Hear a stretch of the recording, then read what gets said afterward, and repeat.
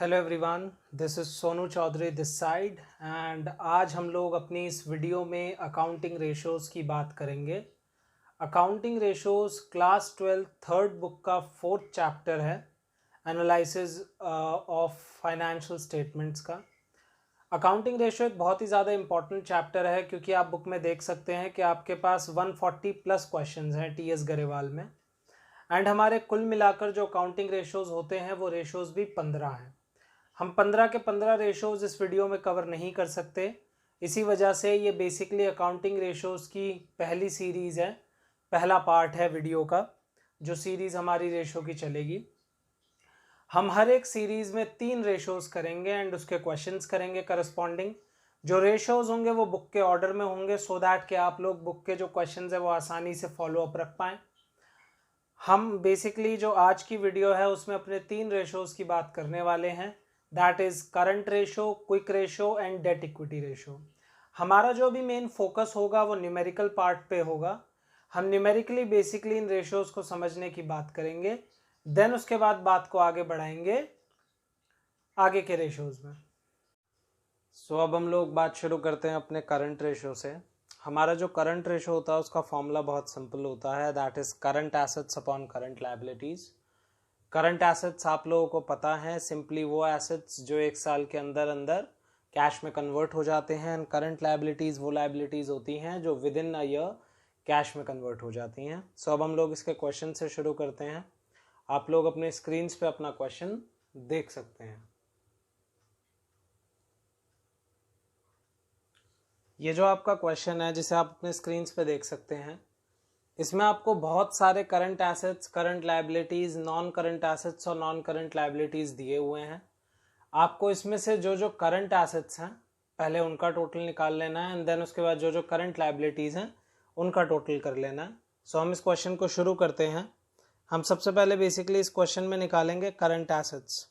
तो current assets निकालना बहुत सिंपल है। अब इस क्वेश्चन में हम लोग सबसे पहले करंट एसेट्स निकालेंगे। करंट एसेट्स सिंपल है, बेसिकली जो जो करंट एसेट्स हैं हमारे, आप उनको प्लस करते जाइए। जैसे सबसे पहले आपको दिया हुआ है ट्रेड रिसीवेबल्स। ट्रेड रिसीवेबल आपका करंट एसेट होता है, 1,80,000 रुपीज़। देन उसके बाद आपको दिया हुआ है प्रीपेड एक्सपेंसेस, ये भी आपके करंट एसेट्स होते हैं।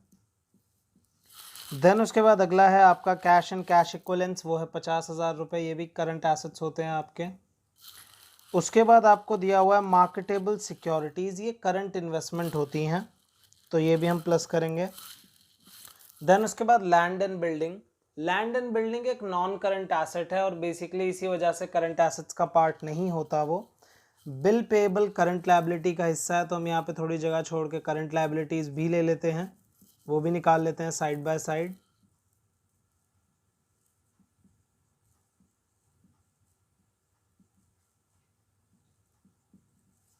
सो करंट लायबिलिटीज़ में हमारा बिल पेएबल दिया हुआ है, बिल पेएबल का अमाउंट है 20,000 रुपीज़। देन उसके बाद सन्ड्री क्रेडिटर्स भी हमारे करंट लायबिलिटीज़ होते हैं, 1 लाख रुपीज़। उसके बाद हमारे डिबेंचर्स हैं। डिबेंचर्स एक नॉन करंट लायबिलिटी है, 1 साल के बाद पे करने होते हैं। इन्वेंट्रीज हमारा स्टॉक है, हमारे करंट एसेट्स का हिस्सा है, हम ऊपर प्लस कर देंगे इसको।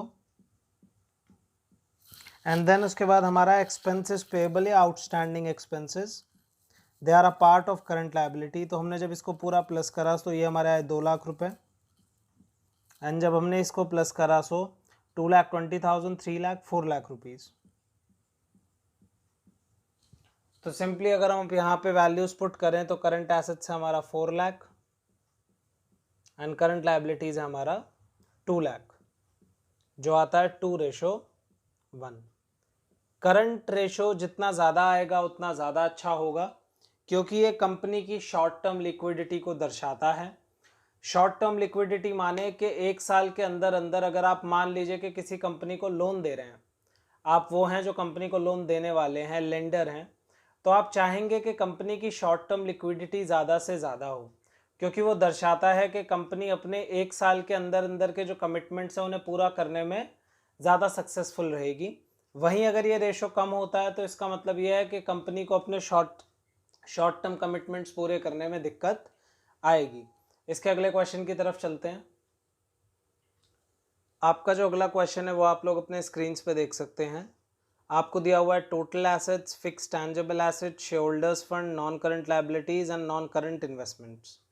इस क्वेश्चन को करने के लिए बच्चों आप लोगों को एक फॉर्मेट या फॉर्मूला की ज़रूरत पड़ेगी। सो ये है वो फॉर्मेट या फॉर्मूला। सो हमारा ये जो फॉर्मेट है बच्चों, ये सिंपली एक बैलेंस शीट का फॉर्मेट है, कोई लंबी चौड़ी चीज़ नहीं है। लेकिन आपको इस बैलेंस शीट के फॉर्मेट को एक फॉर्मूला की तरह यूज़ करना है। एंड अगर आप चाहते हैं कि आपका रेशो एनालिसिस ईजी रहे, आपके लिए सिंपल रहे और अच्छा हो जाए, और आप ज़्यादा फार्मूलाज याद नहीं करना चाहते, तो आप इस फॉर्मेट को याद कर लीजिए। ये फॉर्मेट आपको बहुत सारे फार्मूलाज बनाने में हेल्प करेगा। कैसे हेल्प करेगा इस बात को समझेंगे।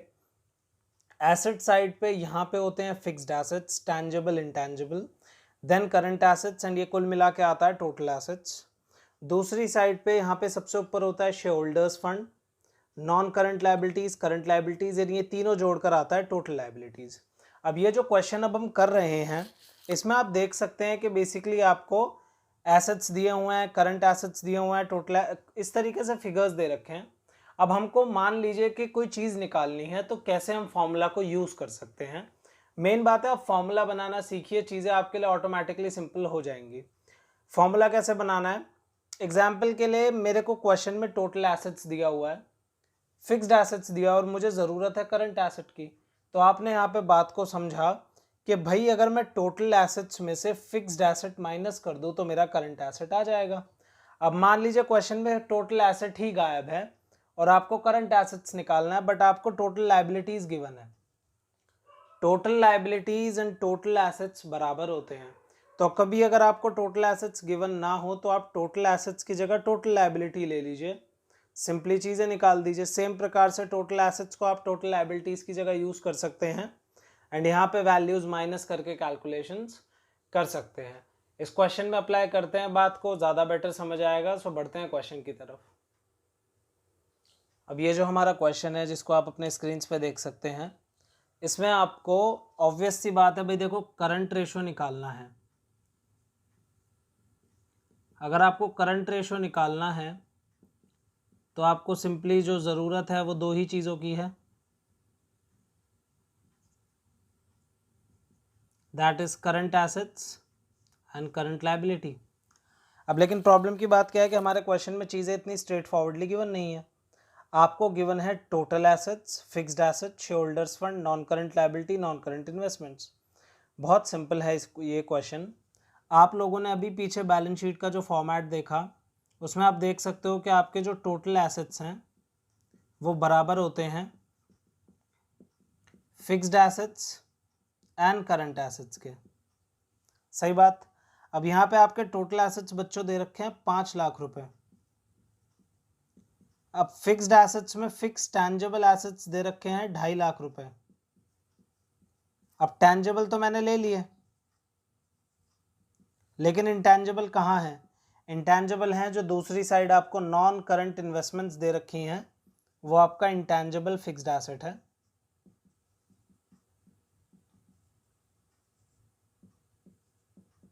एंड यहाँ आपका ये करंट एसेट। सिंपल मैथ लगाइए आपने, 5 लाख रुपए में से 4 लाख रुपए माइनस कर देंगे आप, तो आपको करंट एसेट्स मिल जाएगा 1 लाख रुपए। ये आपकी पहली कैलकुलेशन थी। उसके बाद आपको करंट लायबिलिटीज़ भी चाहिए।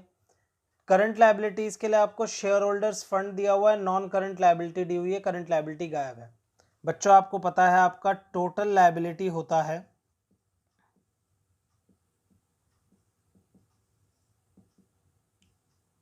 शेयर होल्डर फंड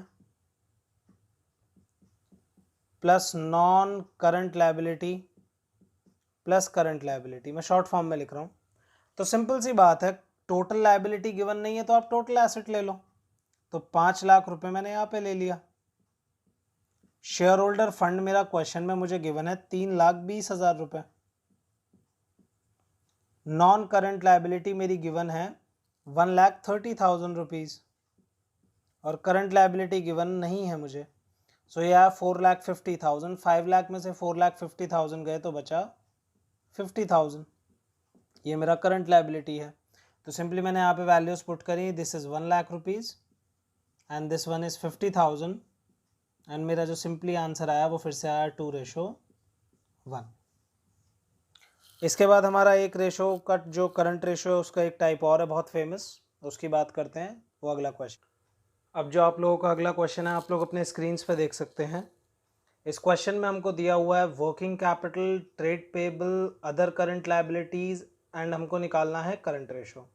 सो बच्चों इस क्वेश्चन में जो फॉर्मूला हमको यूज़ करना है वो सबसे पहले हमको वर्किंग कैपिटल का फॉर्मूला पता होना चाहिए। हमारा वर्किंग कैपिटल जो होता है उसको निकाला जा सकता है current assets minus current liability से। सो हमको ये फॉर्मूला यूज़ करना है इसके अंदर। अब हमको गिवन है trade payables and other current liabilities, तो अगर मैं करंट लायबिलिटी निकालना चाहता हूँ सो मैं ट्रेड पेबल और अदर करंट लायबिलिटी जो मुझे दिया हुआ है उसको प्लस कर लेता हूँ। ये बहुत बार क्वेश्चन हमें कंफ्यूज करने के लिए ऐसे अलग अलग करके दे देता है, इसमें कंफ्यूज नहीं होंगे। तो हमने अब जब ये दोनों फिगर्स प्लस करें सो हमको ट्रेड पेबल गिवन था 90,000 rupees and other current liabilities है 2,10,000। सो 90,000 एंड 2,10,000 से हमारा फिगर आ जाता है 3 लाख रुपीज़ का। उसके बाद बात रह जाती है करंट एसेट्स की। तो बच्चों आप पे करंट लायबिलिटी आ गया है, वर्किंग कैपिटल का फॉर्मूला है।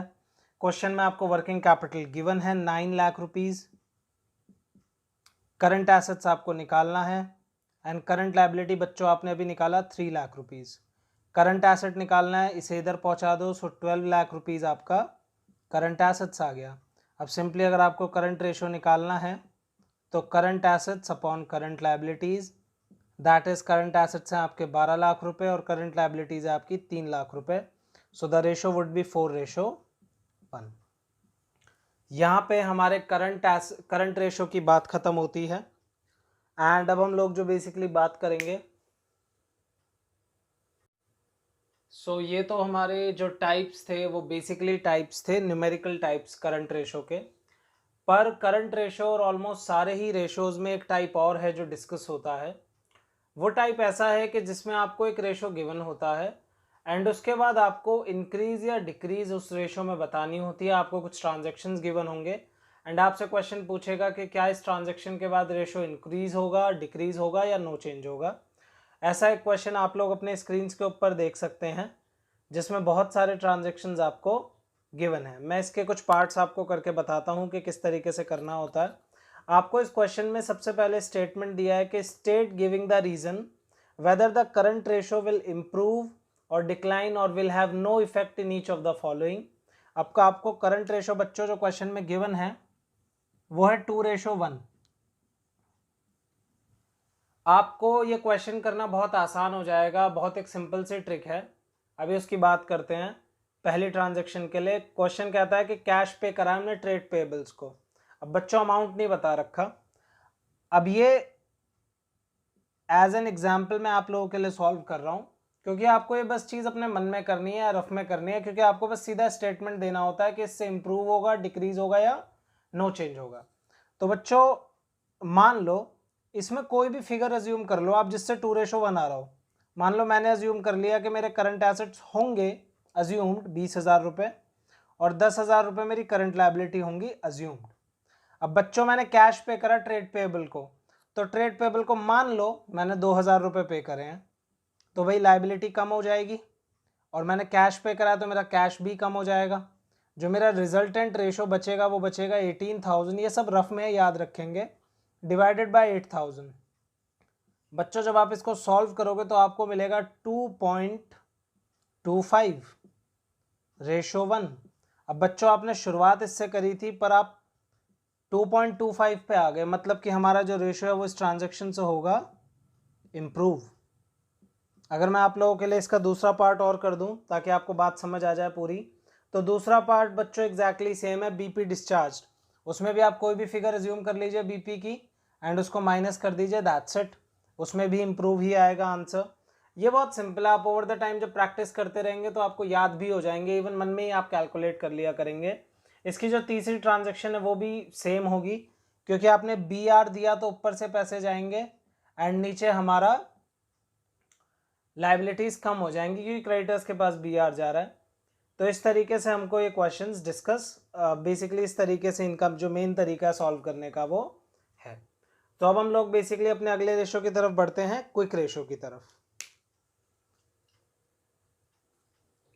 सो अब हम लोग अगर बात करते हैं अपने क्विक रेशो की, हम लोग को याद रखना है कि हमारे क्विक रेशो का दूसरा नाम लिक्विड रेशो या फिर एसिड टेस्ट रेशो भी होता है। इस रेशो का ये नाम इस वजह से पड़ा है क्योंकि ये बहुत ही ज़्यादा शॉर्ट टर्म लिक्विडिटी मेजर करता है। करंट रेशो और क्विक रेशो दोनों ही बेसिकली हमारे काम करते हैं शॉर्ट टर्म लिक्विडिटी बताने में, पर क्विक रेशो ज़्यादा एक्यूरेट है उस चीज़ में। क्विक रेशो बहुत सिंपल है, quick assets upon current liability. Current liabilities आपने निकालना सीख रखा है अभी पीछे। क्विक एसेट्स निकालने के लिए करंट एसेट्स में से stock and prepaid expenses minus कर दीजिए। आपको अगर इनमें से कोई एक चीज़ ना दी रखी हो तो उसको इग्नोर कर दीजिए, ज़रूरी नहीं है कि दोनों हों आपके पास क्वेश्चन में। जो बात इंपॉर्टेंट है वो ध्यान रखने की ये है कि जो फॉर्मूलाज आप करंट एसेट्स और करंट लायबिलिटीज निकालने के लिए पीछे क्विक रेशो में वो करंट रेशो में सीख कर आए हैं, वो सारी बातें आपको क्विक रेशो के लिए भी आनी चाहिए। वो बैलेंस शीट वाला फॉर्मेट, वो वर्किंग कैपिटल वाला फॉर्मूला, क्योंकि रेशो में जैसे जैसे आप आगे बढ़ते जाओगे आपको पुराने रेशोज में जो फॉर्मूलाज यूज हो रहे हैं वो आने चाहिए। तो अब हम बेसिकली अपने क्वेश्चन की तरफ बढ़ते हैं। ये है आपका फॉर्मूला इसका। आप लोग अपने स्क्रीन पे क्वेश्चन देख सकते हैं। आपका जो क्वेश्चन है उसमें क्विक एसेट्स दे रखे हैं 1,50,000 रुपीज़, आपको स्टॉक दिया हुआ है, प्रीपेड एक्सपेंस दिए हुए हैं, वर्किंग कैपिटल दिया हुआ है और आपसे बोलता है करंट रेशो निकालिए। अब बेसिकली लोग बोलेंगे कि सर ये तो करंट रेशो का क्वेश्चन है। बच्चों इस क्वेश्चन को डिस्कस इसलिए करा मैंने क्योंकि इसमें आपको जो क्विक एसेट्स का कंसेप्ट है वो यूज़ करना है। आप क्विक एसेट्स आपको गिवन है, क्विक में स्टॉक एंड प्रीपेड एक्सपेंस जोड़ेंगे एंड उसे जोड़ने के बाद करंट एसेट्स आ जाएगा, फिर क्वेश्चन आगे बढ़ाएंगे। उसके बाद हम अपने क्विक रेशो के क्वेश्चन पे चलते हैं। तो हमारा जो क्वेश्चन है अगला, उसमें हमको करंट लायबिलिटी दे रखी है 1,50,000, करंट रेशो गिवन है 3:1, एसिड टेस्ट रेशो गिवन है 1:1। अब ये जो क्वेश्चन है ये मिसिंग फिगर का क्वेश्चन है। मैंने बहुत ज़्यादा स्ट्रेट फॉरवर्ड या सीधा क्वेश्चन इसलिए नहीं उठाया क्योंकि सीधे क्वेश्चन अभी हम पीछे कर आए हैं करंट रेशो में, एंड आपके एग्जाम में बहुत ज़्यादा स्ट्रेट फॉरवर्ड क्वेश्चन आते नहीं हैं, यूजली बहुत टेढ़े क्वेश्चन आते हैं। तो हम इस क्वेश्चन की बात करते हैं। हमको गिवन है भाई करंट लायबिलिटी और करंट रेशो। तो बच्चों मैंने यहाँ पे करंट रेशो लिखा जो कि मुझे गिवन था इस क्वेश्चन में 3:1, और ये मेरा बराबर होगा करंट एसेट और करंट लायबिलिटी के। अब बच्चों मुझे क्वेश्चन में करंट एसेट तो गिवन नहीं है पर मुझे करंट लायबिलिटी गिवन है, तो मैंने करंट एसेट और करंट लायबिलिटी की जगह मैंने लिख दिया 1.5 लाख रुपए, एंड ये बराबर है मेरा 3/1 के। ये मेरा 1 हो गया, एक मैंने चीज़ लिख दी क्वेश्चन के अकॉर्डिंग। उसके बाद मेरा क्वेश्चन कहता है कि मेरा जो क्विक रेशो है वो मेरा बेसिकली दिया हुआ है 1:1। अब मुझे पता है कि ये बराबर होता है quick assets upon current liability के, एंड इस केस में मेरे को कुछ भी नहीं गिवन है, तो यहाँ पे भी ये भी क्विक एसेट्स और यहाँ पे करंट लायबिलिटी की जगह 1,50,000 इज इक्वल टू 1/1। अब यहाँ पे बच्चों हमसे क्वेश्चन कहता है कि भाई आप हमें करंट एसेट्स बता दो, क्विक एसेट्स बता दो एंड स्टॉक बता दो। बहुत सिंपल सा क्वेश्चन है। What we have to do is, आप यहाँ पे अगर सिंपल मैथ लगाएं तो बच्चों क्विक एसेट्स को यहाँ छोड़ दो और इस करंट लायबिलिटी को ऊपर ले जाओ, तो आपका क्विक एसेट्स आ जाएगा 1,50,000। सबसे पहली चीज़ हमारे पास क्विक एसेट्स आ चुके हैं 1,50,000 रुपीज़। उसके बाद जब मैं यहाँ पे आगे बात बढ़ाता हूँ तो मुझे पता है कि current assets upon 1,50,000 is equal to 3/1 है। अब करंट एसेट्स को अगर मैं ओपन करूँ दिमाग लगाकर तो भाई क्विक एसेट्स प्लस स्टॉक, इसमें प्रीपेड एक्सपेंस है नहीं तो मैं ज़ीरो मान ले रहा हूँ उन्हें, अपॉन में 1,50,000 इज इक्वल टू 3/1। बच्चों क्विक एसेट्स मेरे पास 1.5 लाख रुपए आ चुका है, प्लस का स्टॉक इज इक्वल टू इस 1.5 लाख को आप ऊपर पहुंचाएंगे तो 4,50,000 हो जाएगा ये। सो बच्चों आपको जो स्टॉक मिलता है वो मिलता है 3 लाख रुपीज़। अब अगर यहाँ पे आप अपने करंट एसेट्स निकालो तो करंट एसेट्स बहुत सिंपल हैं, quick assets in stock, quick asset 1.5 lakh, stock 3 lakh, या 4.5 लाख रुपए। तो ये आपका बेसिकली इस तरीके से क्वेश्चन पूरा हो जाता है। आई होप ये वाला क्वेश्चन आप लोगों को समझ आया होगा। ये थोड़ा अलग सा क्वेश्चन था, मैं करवाना चाहता था सो दैट कि आपको पता रहे कि इस टाइप के भी क्वेश्चंस आते हैं हमारे एग्जाम में। अब हम लोग आगे बात करते हैं अपना अगले रेशो पे, that is debt to equity ratio, जो कि बहुत इंपॉर्टेंट है अकाउंट्स के पॉइंट ऑफ व्यू से भी और बिजनेस स्टडीज के पॉइंट ऑफ व्यू से भी। सो अब हम लोग बात करते हैं अपने अगले रेशो डेट इक्विटी रेशो के बारे में। डेट इक्विटी रेशो की फुल फॉर्म होती है डेट टू इक्विटी रेशो। इसका सिंपल मतलब ये है बच्चों, डेट माने होता है कि हमने कितना पैसा बोरो करा हुआ है, और इक्विटी माने होता है कि हमारा अपना पैसा कितना लगा हुआ है, ओनर्स के कितने पैसे लगे हुए हैं एक कंपनी में। डेट इक्विटी रेशो ये दर्शाता है कि बेसिकली भाई कंपनी पे कितना लोन्स का बर्डन है, बाहर से कितना पैसा उठा के रखा हुआ है हमने। मैंने आप लोगों को बोला था कि बिजनेस स्टडीज़ के पॉइंट ऑफ व्यू से भी इम्पॉर्टेंट है। ऐसा मैंने इस वजह से बोला था कि बिजनेस स्टडीज़ में आपकी 2 बुक्स हैं इस बार। तो आपकी दूसरी बुक में जो दूसरा पार्ट है उसमें एक चैप्टर आएगा फाइनेंशियल मैनेजमेंट। फाइनेंशियल मैनेजमेंट में रेशो आपको निकालना पड़ेगा, सो वहाँ पे भी इसका यूज़ है। Long term debt upon share holders fund इसका फॉर्मूला है। लॉन्ग टर्म डेट निकालने का फॉर्मूला बहुत सिंपल है। लॉन्ग टर्म डेट का सिंपल मतलब होता है बच्चों non current liabilities. So non current liabilities अगर आपको सीधा क्वेश्चन में दिए तो बहुत अच्छी बात है, नहीं दी तो जैसे bank loan, debentures, mortgage loans, long term provisions, इन चीज़ों को जोड़ लीजिए, आपका लॉन्ग टर्म डेट आ जाएगा। Share holders fund, equity share capital, preference share capital, reserves and surplus. Reserves and surplus में बच्चों profit and loss account, securities premium, capital reserve, general reserve आते हैं। अब मान लीजिए कि किसी व्यक्ति को इसमें दिक्कत है कि भाई मैं नॉन करंट लायबिलिटीज़ में क्या क्या लूँ, अगर अलग से दे रखा है, क्योंकि ये जो चीज़ें मैंने लिखी हैं इसके अलावा भी कुछ हो सकता है, बहुत सारी चीज़ें हो सकती हैं। शेयर होल्डर्स फंड में भी और कुछ भी आ सकता है, आप लोग कन्फ्यूज़ हो सकते हैं। इसका बहुत सिंपल है, मैं आपके लिए वीडियो के नेक्स्ट सेक्शन में एक बैलेंस शीट का फॉर्मेट अटैच कर रहा हूँ, जो आपकी ही बुक के फर्स्ट चैप्टर से लिया गया है। ये जो बैलेंस शीट का फॉर्मेट है आपको याद करना है फर्स्ट चैप्टर के लिए। तो जो लोग इस फॉर्मेट को याद कर लेंगे उनके लिए ये चीज़ें बहुत सिंपल हो जाएंगी, उनको पता होगा कि क्या चीज़ कहाँ से आ रही है। अब हम बेसिकली ये जो फॉर्मूला हमने समझा है इसके क्वेश्चंस करते हैं डेट इक्विटी रेशो के, एंड अपने इस वीडियो को। सो आप लोग जो अगला क्वेश्चन है डेट इक्विटी रेशो का वो देख सकते हैं अपने स्क्रीन्स पे। आपको इक्विटी शेयर कैपिटल दिया है, प्रेफरेंस शेयर कैपिटल दिया है, जनरल रिजर्व दिया है, सरप्लस दिया है, 10% डिबेंचर्स दिए हैं, करंट लायबिलिटीज दिया है। एंड आपसे क्वेश्चन कहता है कि भाई हमें निकाल के दिखाएं डेट इक्विटी रेशो। सो डेट इक्विटी रेशो निकालना बहुत ही ज़्यादा सिंपल है। जैसा कि अभी हमने पीछे फॉर्मूला सीखा, आपको सिंपली बस लॉन्ग टर्म डेट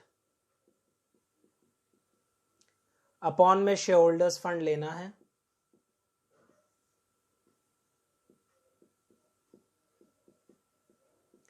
सो बहुत सिंपल है, लॉन्ग टर्म डेट यहां पे हमारी 10% डिबेंचर्स हैं बस, क्योंकि मैंने आपको बोला था कि सिर्फ नॉन करंट लायबिलिटीज के ही एलिमेंट आएंगे, करंट लायबिलिटीज या उसका कोई एलिमेंट हम इग्नोर कर देंगे। तो हमारे नॉन करंट लायबिलिटीज में डिबेंचर्स दिया हुआ है जो कि है 75,000 रुपये, वो हमें निकालने की जरूरत नहीं है, ऑलरेडी दिया हुआ है। नीचे शेयर होल्डर्स फंड की बात करते हैं। बच्चों शेयर होल्डर फंड आपकी मर्जी, आप अलग से निकाल के भी दिखा सकते हो और यहाँ पे डायरेक्ट भी निकाल सकते हो। ये पहला क्वेश्चन है तो मैं आप लोगों के लिए यहाँ पे अलग से निकाल दे रहा हूँ। शेयर होल्डर फंड हमारा इस केस में जो निकलेगा वो निकलेगा, सबसे पहले आप इक्विटी कैपिटल ले लो, 1,00,000 रुपए दिया हुआ है आपको। दूसरा उसके बाद आपको दिया हुआ है प्रेफरेंस कैपिटल 50,000। उसके बाद आपको दिया है जनरल रिजर्व 45,000 और उसके बाद आपको दे रखा है बच्चों पीएनएल का बैलेंस 20,000 रुपए। ये सब आपने जोड़ा 1,00,000, 150, 195, 205, 215। आपने बेसिकली यहाँ अपॉन में 2,15,000 रुपीज पुट करे एंड आपका इक्वल टू में आंसर आया 0.35:1। सो ये आपका पहला क्वेश्चन था डेट इक्विटी रेशो का। डेट इक्विटी रेशो के जो क्वेश्चंस होते हैं वो ज़्यादातर स्ट्रेट फॉरवर्ड पूछे जाते हैं, आड़ा टेढ़ा क्वेश्चन बहुत कम ही पूछा जाता है आपसे। आप अगला क्वेश्चन आप अपनी स्क्रीन पे देख सकते हैं। सो अब हम लोग बात करते हैं अपने अगले क्वेश्चन की। जो अगला क्वेश्चन है उसमें आपको गिवन है total assets, total debts, current liabilities and आपको डेट इक्विटी रेशो निकालना है। तो बच्चों जो डेट इक्विटी रेशो आप निकालना चाहते हैं,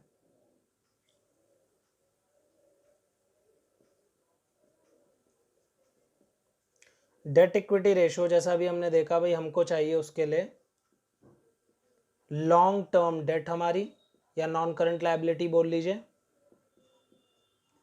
एंड आपको चाहिए शेयर होल्डर्स फंड। अब हमारे क्वेश्चन में टोटल एसेट है, टोटल डेट है और करंट लायबिलिटी है। बच्चों मैं आपको बता दूं, यहां पे बात हो रही है टोटल डेट की। तो जो टोटल डेट होती है बच्चों, उसका मतलब होता है